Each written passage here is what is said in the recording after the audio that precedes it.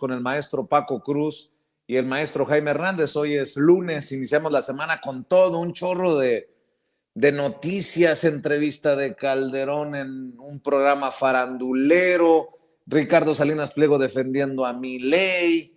No, hay de todo. Google ya respondió y traiciona también con el tema del Golfo de México. Ya respondió al gobierno de nuestro país, al canciller de la Fuente, en fin. Déjenme saludar al maestro Paco Cruz, periodista de larga trayectoria, más de 47 años en el periodismo, autor de una larga lista de libros, sobre todo le recomiendo sus dos más recientes, Las Damas del Poder y García Luna, el Señor de la Muerte, orgullosamente miembro de esta familia sin censura. Y por cierto, para que vean que hay niveles y que no estamos todos en el mismo saco para que... No, escuche cómo después de tantos años, López Dóriga y Carlos Marín siguen defendiendo a Genaro García Luna. Voy a hacer enchilar a Paco. A ver, échalo, David. Respeto. No, respeto y rotundez. ¿Y qué crees? Las acusaciones contra el general Cienfuegos eran de la misma calaña, quienes lo acusaban, que los que acusaron a Genaro García Luna y los que metieron en 2 ocasiones en la DEA y en la CIA y en el FBI la insidia contra López Obrador, de donde vino todo aquello en que él dijo que había una campaña para decirle narcopresidente. Sí. Era lo mismo. Eran los mismos, sí. Son los porque mismos. Además, en los 2 casos, en los 3 casos, incluyo el de López Obrador, eran delincuentes, testigos protegidos, que solo hicieron valer, entre comillas, su versión, que no su palabra, sin aportar una sola evidencia, Carlos. Ni una foto, ahora ni una... Resulta, mi querido Paco, que está en el mismo costal López Obrador, Cienfuegos y García Luna. Que a mí me parece hasta extraño que después de tantos años sigan defendiendo a García Luna, Carlos Marín y López Dóriga. Es que también me queda claro que saben más estos periodistas que el jurado, que los fiscales, etcétera, etcétera, etcétera. Querido Paco, te saludo con mucho gusto. Vicente, ya no sé qué me toco. Si me toco los ojos, ¿qué pasa? Si me toco las orejas, ¿qué pasa? ¿Estoy mintiendo o diciendo la verdad? Hay que preguntarle a Carlos Marín. No te toques la nariz porque luego te va a decir mentiroso Marín o López Dóriga.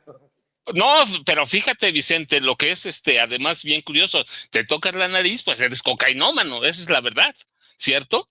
Esa es una señal muy clara. Entendió el que entendió. De los políticos, de muchos empresarios. Esa era una señal muy clara cuando salían de los baños. Yo recuerdo cuando iba a conferencias de prensa, había políticos, periodistas famosos que salían de los baños y entraban borrachos a los baños, fíjate. Y cuando salían limpiándose la nariz y salían como en sus 5 sentidos. Y yo decía, ¿cómo le hacen? ¿Cómo le hacen? Ya después me enteré que dije, pues préstenla para estar iguales, ¿no? Pero déjame decirte, mira, antes de que pasemos de estos 2 tipejos, contra López Obrador no hay caso. No hay, eso no entienden, pero déjame decirte, solo porque me hiciste recordarlo, tú sabes, yo sigo sin censura desde las 6 de la mañana, es lo único que sigo, hasta que termina. Déjame decirte algo que publiqué en 2010, en 2010, en un libro que se llama Las concesiones del poder, el tráfico de influencias que ha marcado el sexenio de Felipe Calderón y de Margarita Zavala, tomando como base datos obtenidos a través de la Ley de Acceso a la Información. Para que quede claro, ¿sí? Entonces, yo todavía era periodista activo en un diario, y era el coordinador general de información de un diario que se llamaba Centro, que publicaban los dueños de Récord, ¿sí? De TV Notas y de esas cosas que de veras se venden como pan caliente, ¿sí?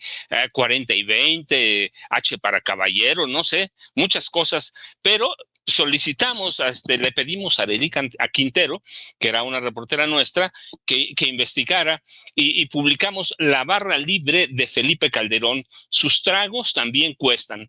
Y sí, Sí, había sólidas pruebas, evidencias de que una vez que Calderón llegó a Los Pinos, mandó construir en los sótanos una cantina para emborracharse con sus cuates, ¿sí?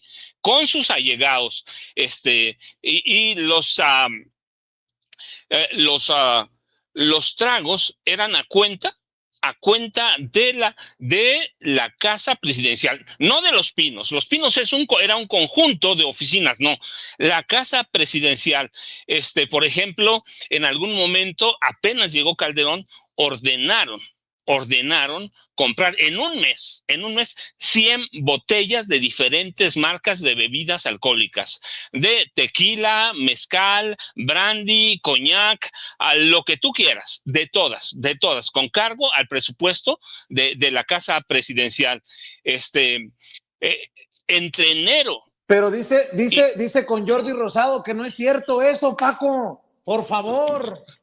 Los borrachos dicen cualquier cosa, Vicente, y cuando entran en delirium tremens, igual, pero, por ejemplo, fíjate, solo entre enero y abril de 2007, es decir, un mes después, lo que te dije fue cuando llegó a tomar posesión en diciembre, y no hablo, insisto otra vez, de Los Pinos, hablo nada más de la residencia del presupuesto de la residencia presidencial, y con informes de un organismo que crearon Fox y él, el INAI.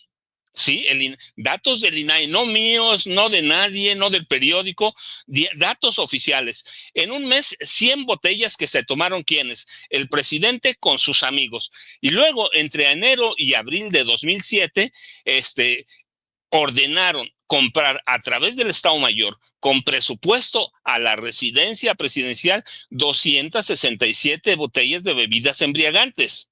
Y eso no incluía nunca, y lo aclaro, lo que se consumía en asuntos oficiales, en cenas de Estado, en banquetes, que incluían también, además, bebidas de todos los calibres y hasta vinos de mesa. Pero en el listado de lo que encargaba Felipe Calderón destacaban coñac, por ejemplo, Genesis HO, Tequila Cuervo,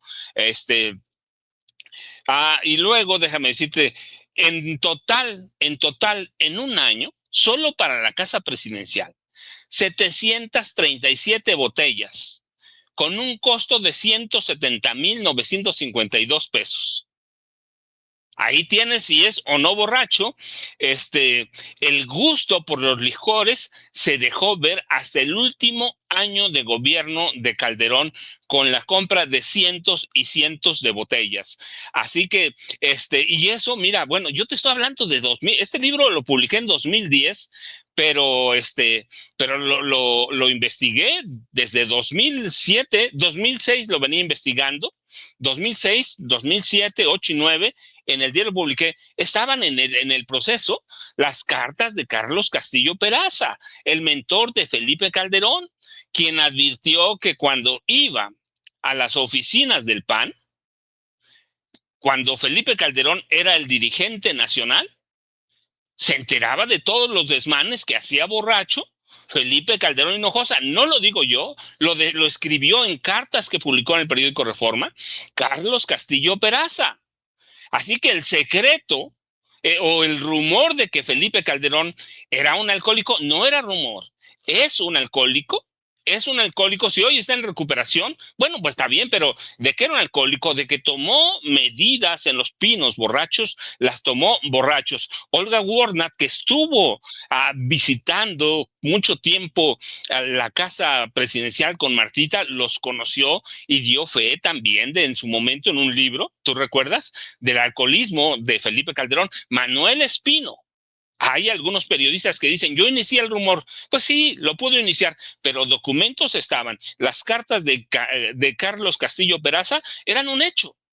Son un hecho, están publicadas. Y él habla de los desmanes de Felipe Calderón cuando está borracho y de los desmanes cuando era diputado federal.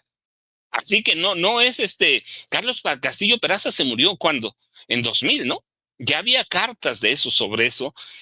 Así que hay evidencia muy sólida, no solo de que es un ladrón, porque y déjame eso aclarar otra cosa, este libro lo publiqué en 2010, cuando Felipe Calderón era presidente de la República. Y en ese libro alerto que Felipe Calderón y Margarita Zavala son unos ladrones, con toda la parentela de ambos casos, ¿sí? De los dos, el hermano, la hermana de Felipe, la Luisa María, la Cocoa Calderón, y toda la parentela de Margarita Zavala. Y hablo de eso.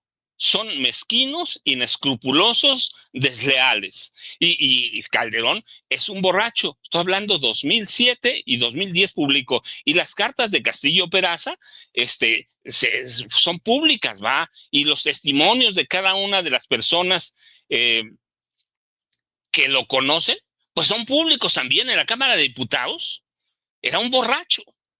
Era un borracho. Eso está documentado.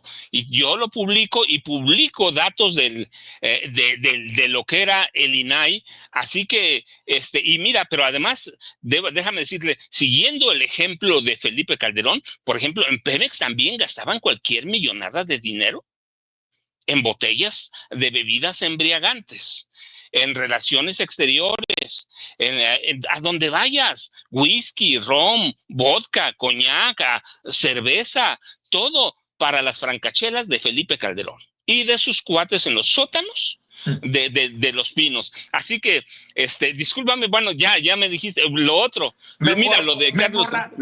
Me emborrachaste nada más con tu tour de bebidas embriagantes, Paco. Y mira, nada más de Felipe, nada más para terminar, yo sé que ahí está Jaime. Jaime, te mando un abrazote. Disculpa mi exabrupto, pero nada más para el Carlos Marín y el famoso teacher, no sé de qué es teacher, pero es teacher. Mira, nada más para decirles que no se hagan en tontos, como dicen en mi pueblo. Tengo documentos que muestran que Genaro García Luna era un delincuente desde los 11 años de edad. Tengo documentos que me entregó el CISEN de Genaro García Luna, de Genaro García Luna, que Genaro ya era un avesado ladrón a los 17 años, que a los 11 y 12 mandaba golpear a sus compañeros, porque lo llamaban la metralleta, el tartamudo, el gorila, el chango. Los mandaba a golpear a sus compañeros de primaria y secundaria después. Y ya trabajaba con una banda de ladrones, de policías de lo que fue alguna vez el servicio secreto en este país, que el papá de García Luna era un ladrón que huyó de Michoacán y llegó a la Ciudad de México huyendo de Michoacán, y que un año no salieron de su casa, que sigue estando en Nerón Proal. Ahora está vacía porque Esperancita anda a salto de mata.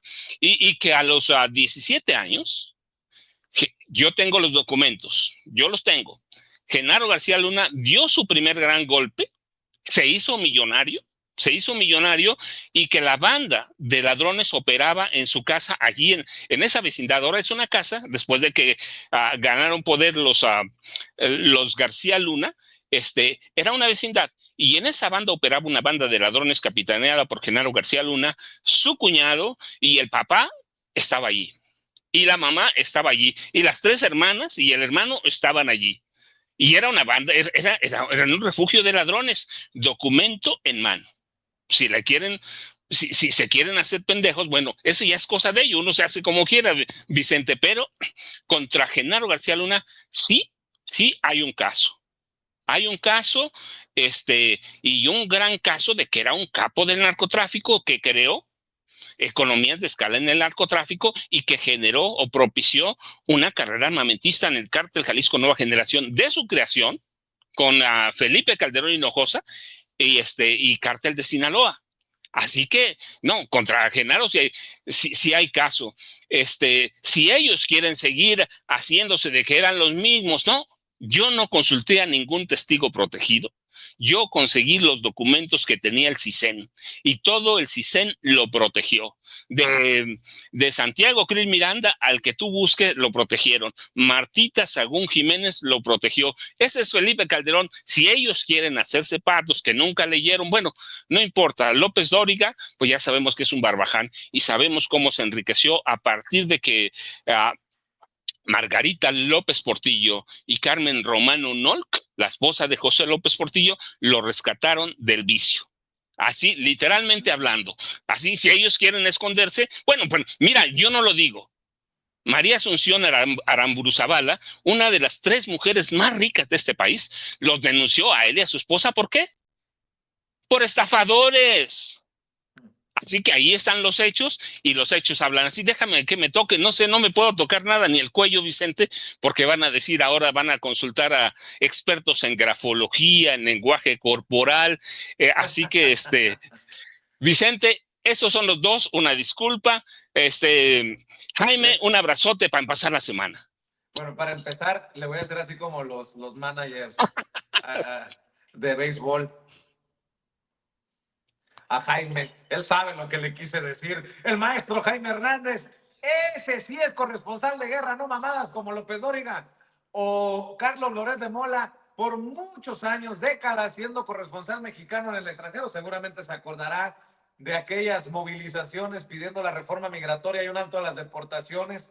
Un evento, recuerdo, que encabezaron los Tigres del Norte ahí en Washington. El querido Jaime Hernández, fundador y conductor de su espacio en YouTube, No Apto para Cínicos. Querido maestro Jaime, hoy a 8 años de las marchas, en un rato se va a conectar Jorge Mújica, incansable defensor de los migrantes y de los trabajadores, para las reflexiones a 8 años.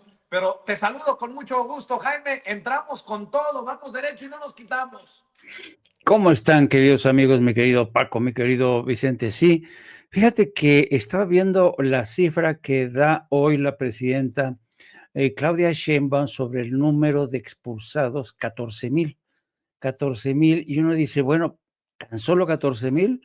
La administración de Donald Trump había prometido millones. Pues bueno, uno aquí ya constata hasta qué punto Donald Trump ha estado utilizando el tema de la expulsión de migrantes realmente como un discurso baratario, falso, porque es imposible que Donald Trump fuera capaz de deportar a millones, ¿no? No le alcanza, no tiene ni los recursos.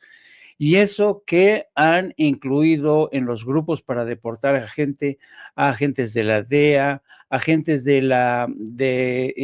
¿cómo se llama? IRS, de la que te cobran los impuestos, a las policías locales. Algunas se han negado, pero esto te da idea de hasta qué punto realmente la idea de expulsar a 11 o 12 millones de inmigrantes es una labor rayana en lo imposible, ¿no?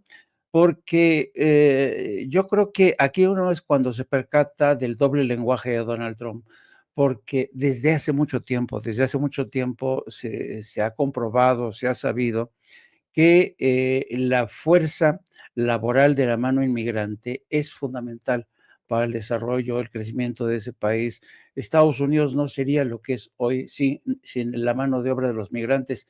Y cuando hablo de los migrantes me refiero a las primeras generaciones, los holandeses, los alemanes, los irlandeses, los japoneses, los mexicanos.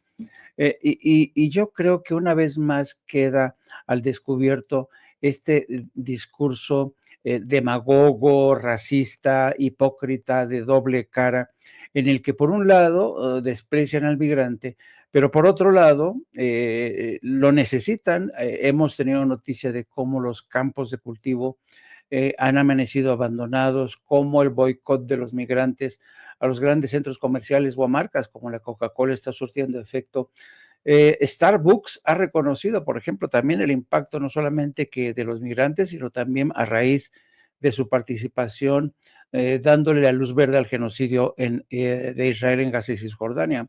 Yo creo que lo que queda claro, y esto te lo reconocen sotto voce, la gente que durante décadas ha visto este fenómeno, que los migrantes siempre van a ser fundamentales. Sin ellos, lo que es más, a Estados Unidos le conviene más, a las grandes corporaciones les conviene más que los migrantes sigan viviendo en las sombras, porque de esta manera no les pagan todo lo que les debían de pagar.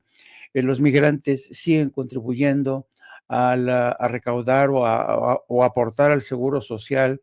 En muchos sentidos, Estados Unidos sigue utilizando a los migrantes como esclavos de la era moderna y necesita de ellos, ¿no? Pero claro, tienen que cubrir el expediente racista de Donald Trump, de los antiinmigrantes, de estas fuerzas nativistas que durante décadas han machacado una y otra vez esta idea de que el migrante es por naturaleza criminal, corrupto, asesino, sucio, de lo peor, vaya.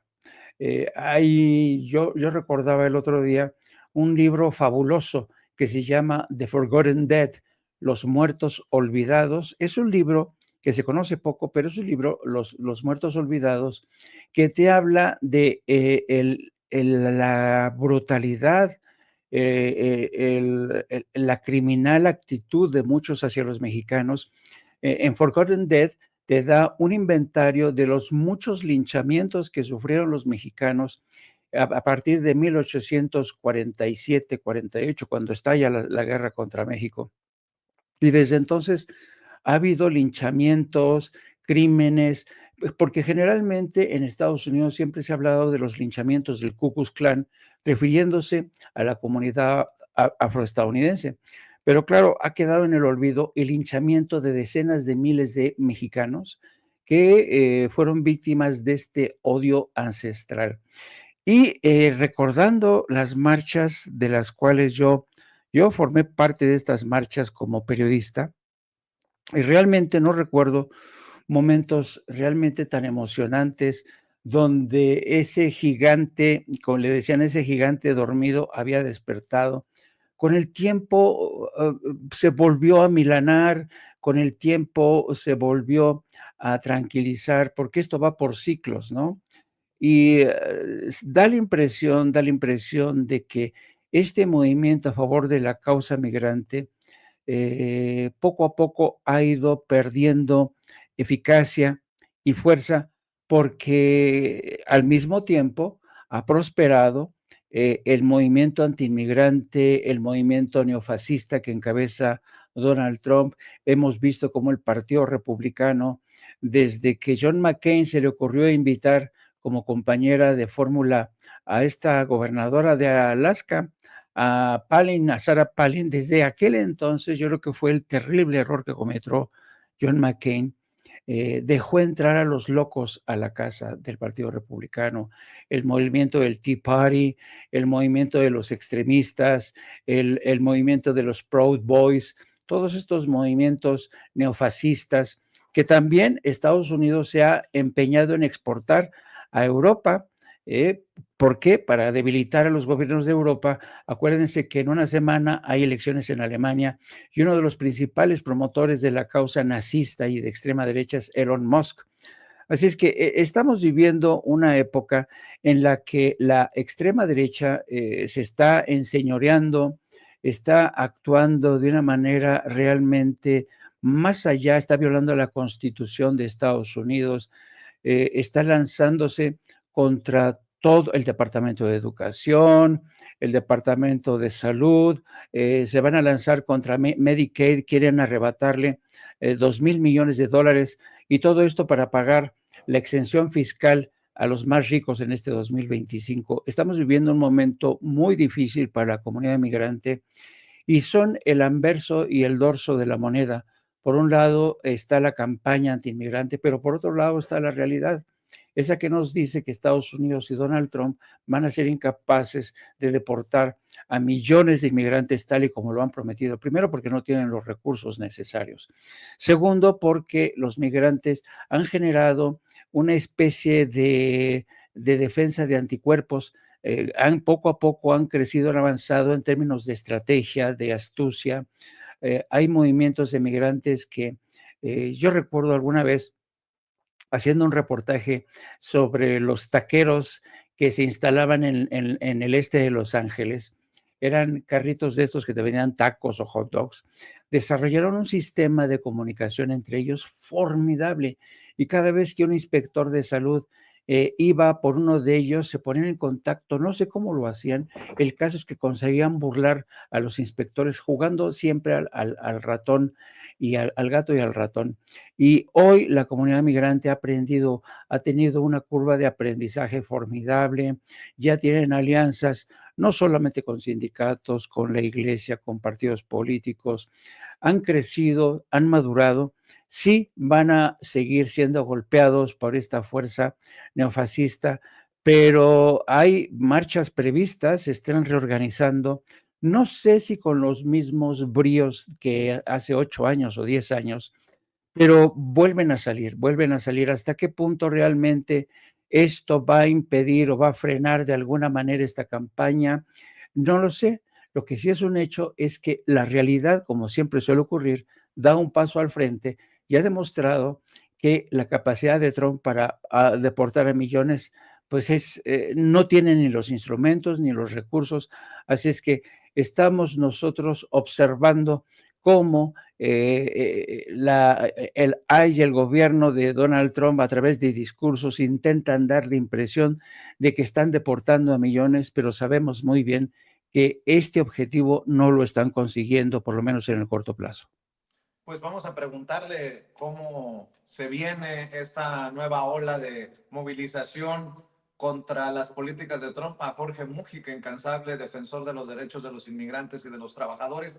Y lo hago el día de hoy que se cumplen 8 años de aquella vez en la que salimos a marchar, y yo salí a marchar por la insistencia, por la insistente invitación del querido Jorge Mújica a, de alguna manera, ser también rostro y públicamente decir, uno como periodista, estamos aquí, salimos a marchar. Y yo le decía, no estoy muy seguro que vaya a funcionar un día sin migrantes. Por eso hoy FACLA migra con mucho orgullo, y lo menciono una y otra vez porque nos quieren poner a todos los periodistas, a todos los comunicadores en el mismo costal. Y no se vale. Hay muchos que agarran el tema nada más por conveniencia y por negocio. Y no estoy mencionando no solamente a los de México, también en Estados Unidos, ¿no? Ahora resulta que hay muchos voceros de la comunidad migrante, pero el que ha sido vocero, el que ha sido promotor de la defensa, de que conozcan sus derechos, de que la información es poder, es precisamente Jorge Mújica, a quien le agradezco que se sume a esta transmisión. Jorge, qué rápido se pasa el tiempo. Recuerdo hace 8 años ya, y las imágenes están ahí, que me recuerda a Facebook que hace 8 años salieron los niños, las niñas, para tratar de detener a Donald Trump, y aquí sigue la lucha, Jorge Mújica. Efectivamente, no, y no, gracias a mí, gracias a ti, Vicente, porque además efectivamente tienes razón, los periodistas tienen carácter, tienen moral, tienen ética y están de algún lado. No se puede ser neutral, eso es un mito del periodismo. Los periodistas no nacen cada día y a ver qué pasa en el mundo. Los periodistas tienen ideales, también tienen ideología, y tú has estado siempre del lado de nuestra gente. 8 años y seguimos pidiendo lo mismo, exigiendo lo mismo, ponerle un alto a este racista, a este personaje llamado Donald Trump, que pareciera que hoy viene con renovados bríos, y de la misma forma tiene que ser la respuesta de la comunidad mientras vemos imágenes de aquellas marchas. Yo creo que fueron las últimas grandes marchas, salvo que tú me corrijas, Jorge, y tú, hay que decirlo, junto a Jesús Vargas y a otros amigos, encabezaron la organización. Sí, efectivamente, fue una marcha precisamente después de la inauguración del primer periodo de Donald Trump, y fue un llamado. Fíjate, esto es muy curioso porque lo estamos viendo ahora repetidamente. Esto fue un llamado de algún influencer en algún lado de Estados Unidos que llamó al primer día sin inmigrantes en la administración de Donald Trump. Y pues bueno, una cosa es aventar la idea en redes sociales y otra cosa es organizarlo en la base, en las calles, de ver a sacar gente. La gente empezó a preguntar en dónde nos reuníamos, a qué hora nos reuníamos para marchar. Y pues aquel influencer que aventó la idea, pues quién sabe dónde estaría. Entonces nos tocó a nosotros hacernos cargo, realmente convocar, realmente armar algo o tratar de armar algo. Este año, desde el año pasado, de hecho, ya nos ha tocado varias veces lo mismo. Algún influencer avienta una idea, la idea puede no ser mala, pero no tienen organización de base. No organizan nada, no organizan ningún punto de reunión, no sacan ningún permiso para marchar, no hacen nada, nomás avientan la idea. Entonces ya aventaron la idea de que el 11 de enero, luego que el 28, 29 de enero, después que el 14 de febrero. Andan locos aventando ideas de que hay que hacer, pero no hacen nada, nomás avientan ideas. Nosotros preferimos concentrarnos en el 1 de mayo. Este año, el 1 de mayo va a ser nuestro día, el Día Internacional de los Trabajadores, Día de los Trabajadores Internacionales. Oye, Jorge, preguntaba Jaime, que por décadas, por muchos años fue corresponsal mexicano en el extranjero. Está el maestro Paco Cruz también en la mesa, es una mesa de maestros, periodistas de larga trayectoria. ¿Con qué renovados bríos saldría la gente a las calles? El movimiento no hay que ocultarlo, al contrario, hay que decirlo para ver cómo nos reagrupamos, cómo cerramos filas, pero ha sufrido fracturas y divisiones, protagonismos de algunos, incluso locutores y políticos que se pasaron de pistolas en algún momento. ¿Cómo está el movimiento migrante en tiempos de Donald Trump? Capítulo 2, Jorge. Mira, los movimientos, todos los movimientos sociales tienen periodos de acumulación de fuerza, periodos de ascenso, periodos de crisis en el sentido de que llegan a su máxima expresión y después vuelven a caer, vuelve a haber otro periodo de acumulación de fuerzas. Y son factores externos los que le dan muchas veces el impulso. No importa que nosotros los activistas estemos trabajando toda la vida 380 días al año. Son factores externos. En este caso ahora, pues el factor externo es esta gran amenaza, esta guerra psicológica de que vamos a agarrar a todo el mundo, de que vamos a deportar 20 millones de personas. Y ahí es donde la comunidad reacciona y entonces los activistas, las organizaciones pueden empujar otra vez. Aquí creamos ya una alianza que se llama Consejo de Resistencia y Defensa del Migrante, varias organizaciones, docenas de organizaciones que nos estamos poniendo de acuerdo para el 1 de mayo y sobre todo que hemos estado educando a la comunidad desde diciembre. Tuviste las declaraciones de Tom Homan de que fue un fracaso, prácticamente lo admitió, su operativo de redadas masivas en Chicago. Solamente pudieron arrestar 47 personas en Chicago y 57 en los suburbios de supuestamente una meta que tenían de 1,200. Fracasaron porque hemos estado educando a la comunidad ya sabe no abrir la puerta y no abrir la boca, fundamentalmente. Y entonces estamos aprovechando ese ímpetu para superar el miedo, esa guerra psicológica y para salir a marchar bien organizados para el mes de mayo.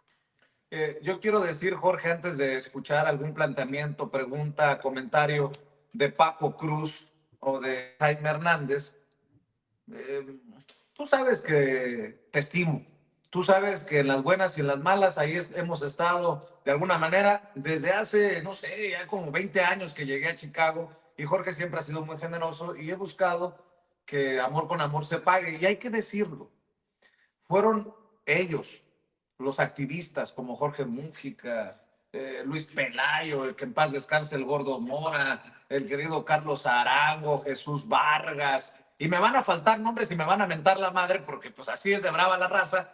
Discúlpenme ustedes, la propia Elvira Arellano, la querida Emma Lozano, en fin, los que me llevaron después del 2006, Artemio Arreola también, o sea, muchos con los que incluso no tenemos una visión política compartida. Bueno, panistas como Salvador Pedrosa, que él defiende el panismo a capa y espada, no comparto con él, pero en la lucha migrante, pues nos la hemos partido.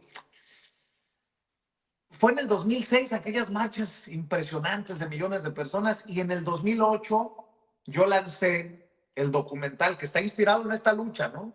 Que es histórico, que son datos duros, no crea que me lo inventé, pero que hoy más que nunca tiene sentido. Esta injusticia olvidada, basada en la historia de mi abuela, de mi nana, Concha, que en paz descanse, y lo que ocurrió en esta injusticia de más de 2 millones que fueron sacados a la fuerza de su país, porque el 40% de esas personas en la Gran Depresión del siglo pasado fueron expulsados ilegal, inconstitucionalmente, porque pues, se veían como mexicanos, y los mexicanos eran pues, los enemigos, ¿no? Los que le quitaban el trabajo a los gringos. ¿Les suena familiar?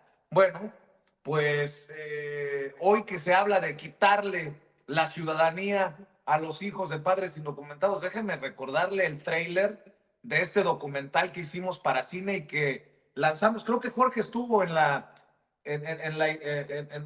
el estreno del documental, creo que fue en el Instituto Cervantes, si recuerdo bien. Así es.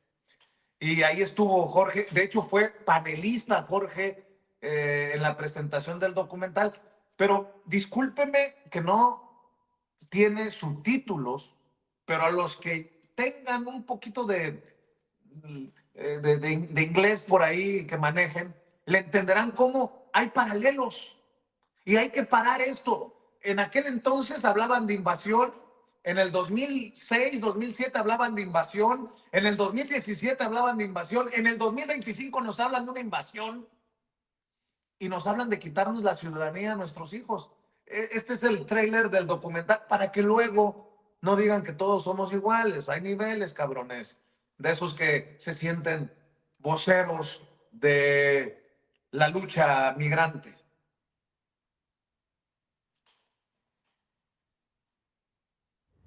Yo nací el 18 de agosto. By some estimates, almost 2 million individuals were deported from the United States in the 1930s. Some estimate that almost 60% of those that were deported were United States citizens. And they were deported for but one reason.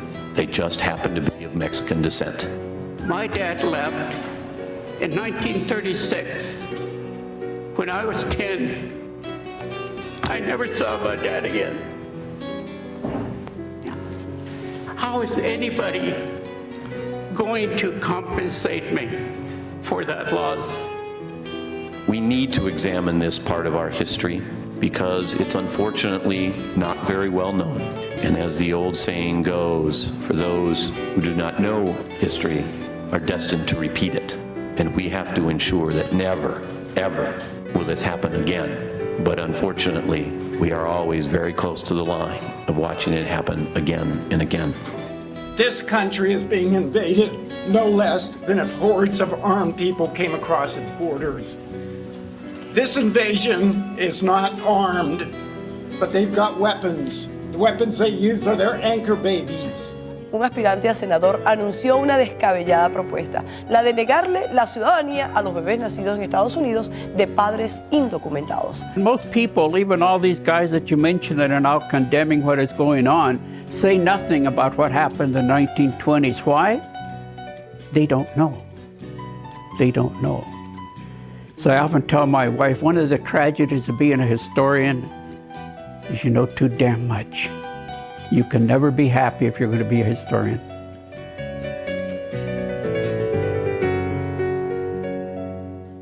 Pues espero que el mensaje al proyectarle solamente el tráiler del documental Una injusticia olvidada, Forgotten Injustice en inglés, mi querido Jorge, nos lleve a retomar esta lucha por la reforma migratoria, para ponerle un alto a las redadas, un alto a Trump, porque esto es un ciclo y el ciclo se repite y es el mismo discursito de los racistas y es el mismo discursito de los que no nos quieren y de los que nos regatean nuestras contribuciones. En fin, Jorge, tus reflexiones, tus comentarios.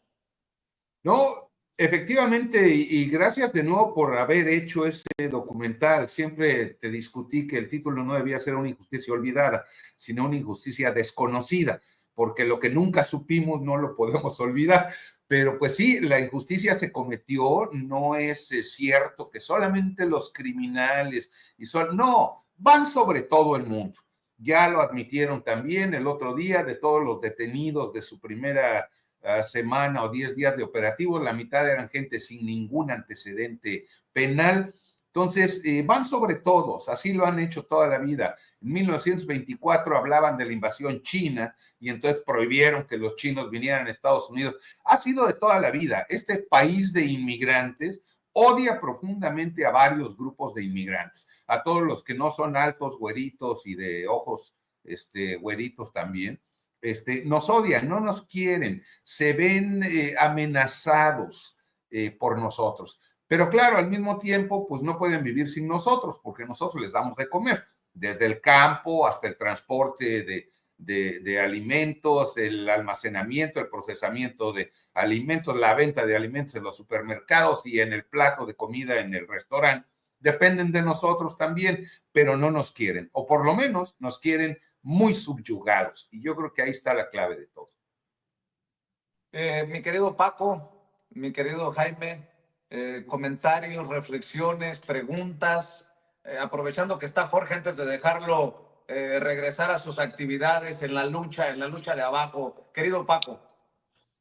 Primero, Vicente, sí, para Jorge que está ahí, lo que ha hecho Trump desde su primer periodo es como construir una nueva teoría del miedo social o una teoría social del miedo. Lo ha hecho poco a poco, ha construido ahora, a partir de su segunda candidatura, ha construido la idea de que es un ser que está loco y que puede hacer lo que sea, desde desatar una guerra arancelaria, una guerra económica, hasta prácticamente someter a los latinos a través de esta teoría. ¿Cómo vas a vencer eso? Tiene razón Jorge Mújica, hay periodos, pero este periodo está grande. ¿Por qué? Porque están expulsando a todos para construir ese miedo. Es decir, no solo son delincuentes, son todos. ¿Cómo deconstruyes una política cuando tecnológicamente llega a gobernar una gente que controla, no una, son varios, o un grupo que controla la tecnología? ¿Cómo le haces para deconstruir eso cuando han pasado, tiene razón, el miedo a los chinos en el 24, el miedo a los rojos en los 39, 40, el miedo a todo mundo, hoy otra vez el miedo a la piel café? ¿Cómo deconstruyes un discurso que empieza a construirse en el primer gobierno de Donald Trump? ¿Y cómo deconstruyes un discurso cuando Donald Trump se vende que está loco, aunque sepamos que no está loco, que es parte de una política para meter miedo? ¿Cómo ves, Jorge? No, efectivamente, eso es lo que yo le llamo la guerra ideológica, ¿no? Es miedo, miedo, miedo, miedo, miedo. Y rumores, y nosotros por eso estamos tratando de contrarrestar, por lo menos, con educación. Uno de los factores de la educación es no les ayudemos, no difundamos nosotros el miedo. Hay muchos rumores que corren, que van a sentenciar a muerte a los indocumentados, que van a congelar todas las cuentas de ITIN, que van a dar todos los números de ITIN. Y ahí está uno, reproduce y reproduce y reproduce chismes, rumores, malinformaciones, en vez de buscar la buena información. ¿Sí? Estamos contribuyendo nosotros mismos a esa guerra ideológica y creando pánico. Y eso lo tenemos que contrarrestar con pura educación. Querido Jaime.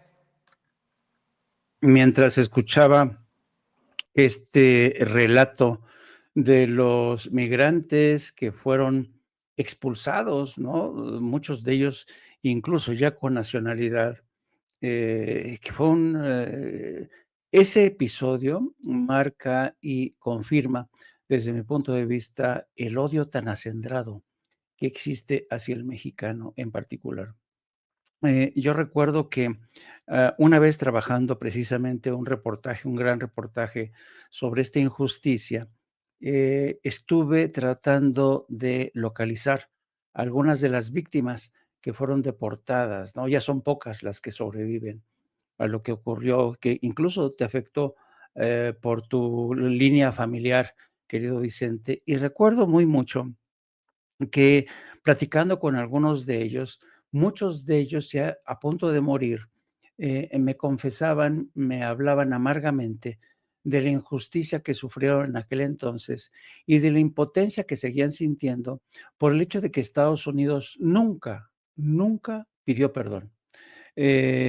Porque además hubo una campaña para exigirle al Congreso de Estados Unidos, al gobierno de Estados Unidos, que al igual hicieron, por ejemplo, con los japoneses, que los fundieron en campos de concentración, el gobierno de Estados Unidos se vio obligado a pedir disculpas, un perdón público a la comunidad japonesa, pero nunca lo hicieron con los migrantes que fueron expulsados. Ese sigue estando ahí como uno de los episodios más negros, más injustos, más racistas en la historia de nuestras complicadas relaciones, que siempre nos han visto como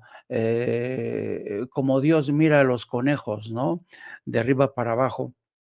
Y siempre ha existido esta percepción porque la famosa cultura del excepcionalismo, que es otra forma de supremacía blanca, siempre ha tratado a los mexicanos, a la gente de piel morena, como seres inferiores. Eso yo creo que sigue pesando en el ánimo de mucha gente. Todavía, fíjate, a cuántos años de distancia, ya gente, insisto, que ha muerto, pero los herederos, como en tu caso, Vicente, que tú viste cómo sufrió en carne propia tu abuela o tu bisabuela. Una cosa tremenda. Eso por un lado, pero también por otro lado quería comentar lo siguiente. Yo creo que a propósito de si el movimiento migrante de los grandes líderes como Jorge Mújica es capaz de resucitar o de revivir o de recuperar bríos, hay algo que a mí en lo personal me entristece un poco y es esta siempre, porque es algo que no podemos negar, desunión, intrigas, envidias, egos entre las distintas organizaciones, disputas de liderazgo, que incluso, por ejemplo, en el área de Los Ángeles, los mexicanos ya no se llevan tan bien como se llevaban con los salvadoreños, en fin.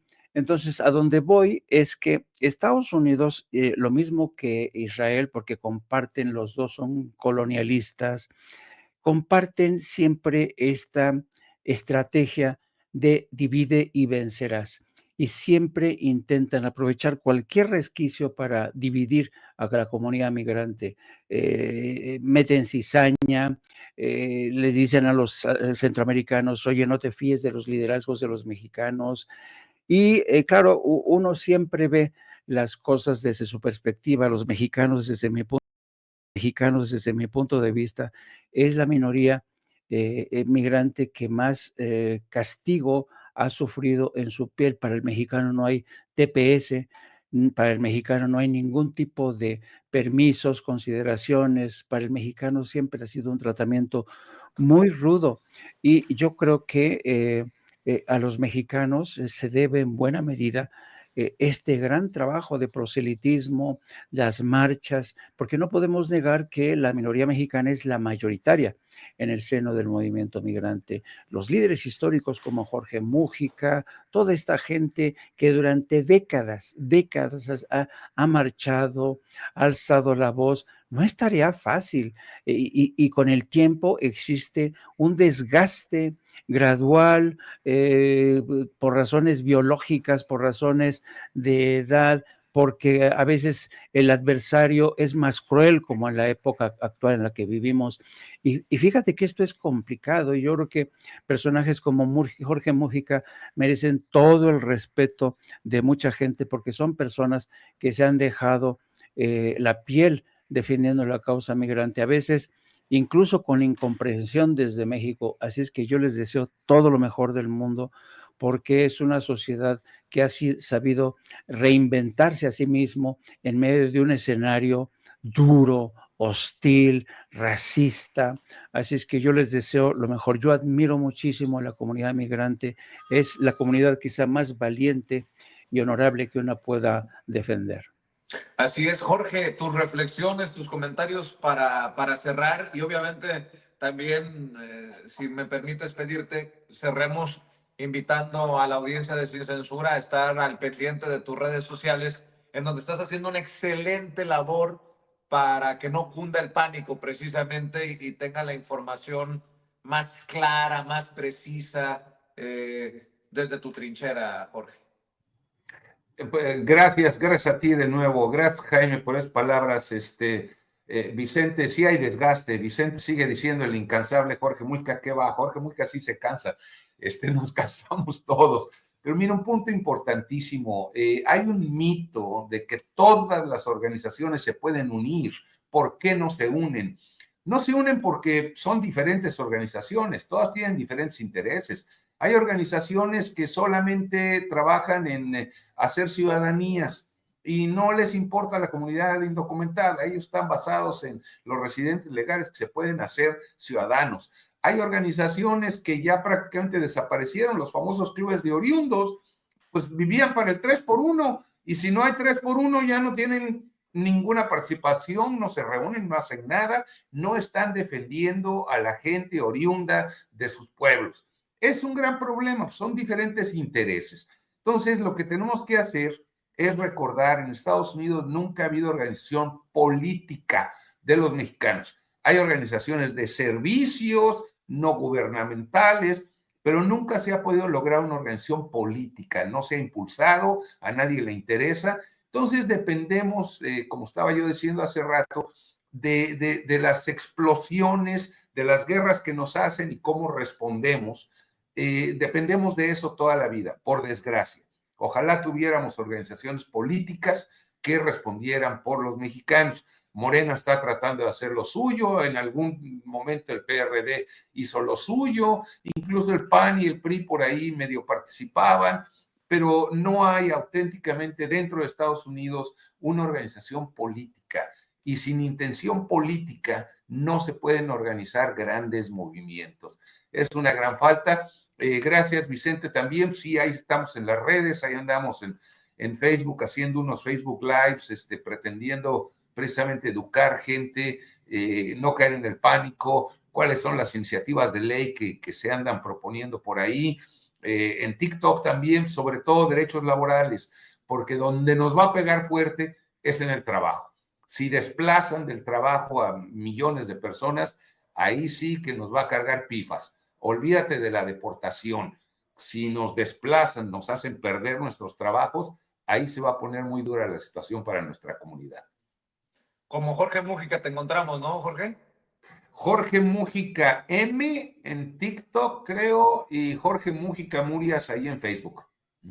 Pues te agradezco el tiempo y te seguiré molestando y ojalá que nos puedas seguir ayudando para servirle como se merece a esta comunidad en Estados Unidos, mi querido Jorge. Por lo pronto te mando un abrazo. Te mandamos un abrazo. Ahí estamos siempre. Gracias mil. Gracias, Jorge Mujica, incansable defensor de los derechos laborales y de los migrantes. Un abrazo, Jorge Mujica, hablando sin censura. Querido Paco, querido Jaime, si me permiten, en la ronda final, el caso Milei.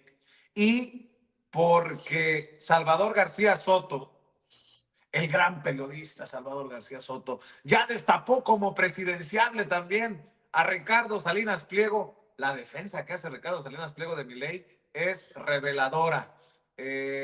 Mi querido Paco, voy contigo para esta ronda final y dame tus opiniones, tus comentarios sobre Milei mezclado con...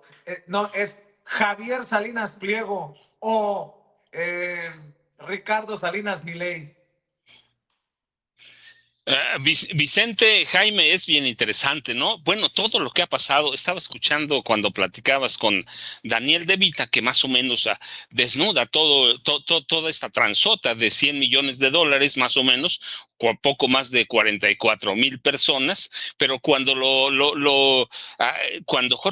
cuando Daniel De Vita desnudaba el caso Milei como es un tranza histórico, entonces yo veía desfilando a toda la derecha mexicana, liderada por quién, pues en el mundo igual, pero vamos a hablar de las Américas, liderada por puros pillos, mafiosos, sinvergüenzas. Tienes a Javier Milei, ciertamente, que ahora lo podemos decir hace mucho, porque hay cualquier número de tranzas estafas en las que se le han, no solo vinculado, sino que se le han probado. Pero cuando tú ves a Milei y ves a todos los demás, el primer presidente criminal de Estados Unidos, pues ahí tienes, no solo hay uno, aquí ya tienes a dos, a Donald Trump y a Javier Milei, un estafador consumado, y el otro convicto de cuántos cargos, por lo menos 34, pero además impune y es presidente de Estados Unidos, Daniel, bueno, y al lado de Trump, que puedes decir al junior, al junior incapaz e ineficaz de Daniel Noboa en Ecuador, que es un tipo que además viola cuestiones diplomáticas históricas. Sí, puro delincuente. Dina Boluarte, una usurpadora en Sudamérica. Entonces, ¿qué tienes? Tenemos el retrato, y aquí en México, ¿a quién tenemos? Mira, ¿a qué nombres? A Jorge Romero Herrera, el dirigente del PAN, líder del cártel inmobiliario, no lo decimos nosotros, está documentado desde que la presidenta Claudia Sheinbaum Pardo era la jefa de gobierno de la Ciudad de México. Tienes a Lito Moreno Cárdenas, que es un mafioso en serio y que está documentado desde Campeche. Hay una solicitud de juicio político desde 2022, por lo menos, porque está aprobado los delitos, incluso de lavado de dinero, de asociación delictuosa. A Lito Moreno Cárdenas, Ricardo Anaya Cortés también, moches, tranzas en el gobierno de Querétaro, es decir, ¿a quién tienes? Guadalupe Acosta Naranjo, que está pidiendo registro de su partido político. Es decir, Claudio X González, ¿a quién quieres meter ese costal? Pura, voy a decir como a propósito de la muerte de Paquita la del barrio, y lo digo con mucho respeto para ella. Pura rata de dos patas, Vicente. Pura rata inmunda. Pura rata inmunda. Y ves a toda la fauna de la derecha de las Américas, está igual, no hay para dónde voltear. Y luego tienes a Salinas peleándose con el otro. No tienes el monopolio de mentir. Con Salvador García Soto y a Ricardo Benjamín Salinas Pliego, pues esa es la derecha que tenemos, pura rata inmunda, puro alacrán y puro tipejo. Así que Milei es el reflejo no solo de Argentina, es el reflejo de Ecuador, es el reflejo de Perú, es el reflejo de México, es el reflejo de Estados Unidos, es el reflejo de una derecha que se ha dedicado a robar, a saquear los recursos de las Américas. Podemos ir más atrás. Aquí hemos tenido cuántas ratas de dos patas: Salinas, de Gortari, Cedillo, Vicente Fox. A propósito del borracho y carnicero, lo digo, Felipe Calderón Hinojosa, Enrique Peña Nieto. No, pues tenemos toda una fauna, de veras, Vicente. Y Milei me hace desfilar a todos esos personajes que hemos tenido en México, que todos son criminales, pero empezamos por el criminal mayor, que despacha en la Casa Blanca. No lo decimos nosotros, es un criminal convicto, no delincuente, es un criminal convicto que despacha en la Casa. Tenemos a Netanyahu. Es decir, a toda la derecha nos muestra la cara de lo que es, ¿sí? Bribona, sinvergüenza y mafiosa, Vicente y Jaime. Y yo, ya sabes, te agradezco, Vicente, y un abrazote para Jaime también. Arroba Paco Cruz Jiménez en X, antes Twitter, Francisco Cruz Jiménez en Facebook, pero esa fauna tenemos en este país, Vicente, y en todas las Américas. Así es, estaba viendo a unos personajes. ¿Para qué se mete Donald Trump en Europa? Si tenemos todo un continente acá. Dije yo, no mames, qué pinches analistas tienen en las televisoras de Estados Unidos. Pero bueno, ya sabe, los dos más recientes libros de Paco Cruz, Las Damas del Poder y García Luna, El Señor de la Muerte. Vamos a cerrar con tus comentarios, mi querido maestro Jaime Hernández, y obviamente también con la invitación para que amor con amor se paguen en tus esfuerzos desde tus trincheras. No te escucho, maestro. Perdón. Perdón, ya. Una reflexión rápida. Mira, a veces, yo, fíjate que estamos viviendo, Vicente, un momento fascinante en México en el que por primera vez en su historia, la sociedad mexicana, el pueblo de México, está más adelantado que su propio gobierno, me atrevería a decir, que sus propias instituciones, que la iniciativa privada, que la clase empresarial, que algunos representantes del periodismo antiguo, casposo, vendido, sicario. La sociedad mexicana, y esto creo que lo han perdido de vista tanto personajes como Ricardo Salinas Pliego como Salvador García Soto, la sociedad mexicana demanda de nueva sangre, de nuevas ideas, de gente más demócrata, de gente con mayor amor hacia el país. ¿Y por qué digo esto? Mira, esta pelea entre Ricardo Salinas, que no deja de ser divertida y folclórica, tienes por un lado a un político que es hijo del llamado capitalismo de compadres, ¿no? Y ahora se encuentran en un terreno realmente en el que ellos no se encuentran a gusto.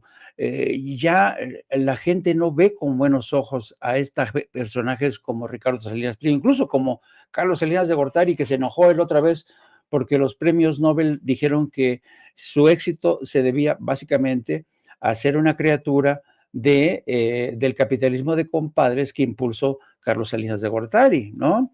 Y hubo muchísima gente que se benefició de su sociedad, de su alianza con Carlos Salinas de Gortari. Incluso, si me apuras un poco, hubo personajes que se arrimaron a las ascuas de Salinas de Gortari para encontrar ciertos favores, ser considerados, ¿no? Ser consentidos, incluido, fíjate quién lo iba a decir, Gabriel García Márquez. Fue una de las gentes que también se aproximaron por conveniencia propia al mundo de Carlos Salinas de Gortari. Gabriel García Márquez viajaba en los aviones presidenciales de Carlos Salinas de Gortari.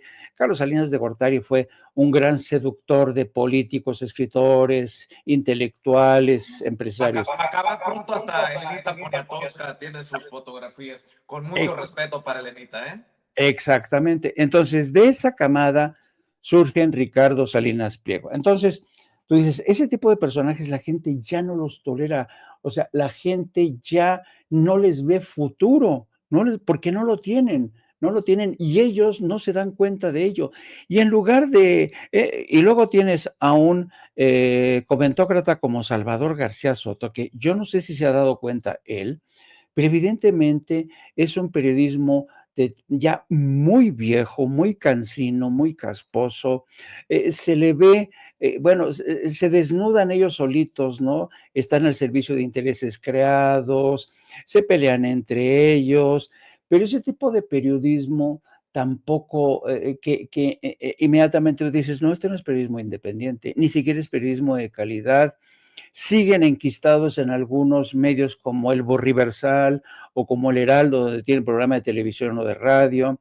En fin, yo creo que México está avanzando a varias velocidades, pero quien va avanzando como moto es el pueblo de México. La gente que ha apoyado este cambio, esta transformación, con un personaje como Andrés Manuel López Obrador, ya no quiere mirar hacia atrás. Ya no puede mirar hacia atrás, ya no puede mirar para tratar de entender o proteger o darle el beneficio de la duda a personajes como Ricardo Salinas Pliego, como Salvador García Soto, como Raimundo Riva Palacio, como Denise Dresser, como incluso como Carlos Salinas, como Carlos Slim. No, el pueblo de México demanda empresarios que realmente sean demócratas. ¿Cuándo hemos visto? Y yo creo que Carlos Slim tuvo la enorme oportunidad de, por ejemplo, Carlos Slim debió haber apostado por un México más plural, más democrático, debió haber impulsado la creación de medios independientes. Y desde el frente gubernamental siguen todavía con esta tara de que no podemos marginar, tenemos que, el Estado, los medios al servicio del Estado tienen que ser pequeñitos, no podemos competir, y luego tienen que integrarles tribus de izquierda, pero determinada izquierda, que pasen por controles de calidad, etcétera, etcétera. Así no se avanza. Así no se avanza y la gente se percata de ello. La gente se hace muchas preguntas. Ok, sí, Claudia lo está haciendo estupendo, lo mismo que Andrés Manuel López Obrador, pero incluso el presidente López Obrador nos falló ahí en impulsar realmente medios de comunicación más independientes, más liberales, no medios que pusieran la mano y que se les diera una... No, que apostara por proyectos realmente, porque el derecho a la información es un pilar fundamental de la sociedad. La gente tiene derecho a estar informada. Y los que estamos todavía al frente de medios independientes, como Sin Censura, como No Apto para Cínicos, pues somos conscientes de que tenemos que seguir bregando. ¿Por qué? Porque nosotros ya sabemos que la sociedad mexicana no puede mirar hacia atrás, no puede mirar hacia atrás. Y si alguien nos quiere acompañar desde el sector empresarial, desde el sector público, pues bienvenidos, ¿no? Pero, insisto, desde el convencimiento de que nosotros somos ya medios independientes, que no estamos al servicio de nadie más que del pueblo de México. Pues precisamente ese pueblo de México que te vea, te escuche, te siga, te apoye, querido Jaime. Pues sí, en punto de las 14 horas hoy vamos a tener, como siempre, No Apto para Cínicos. Vamos a hablar de esta... Es increíble la arrogancia de Google, increíble la arrogancia de Google frente a un reclamo del gobierno de México justo. Es increíble que Google te responda, somos una empresa privada, nosotros no tenemos por qué responder ante los gobiernos extranjeros.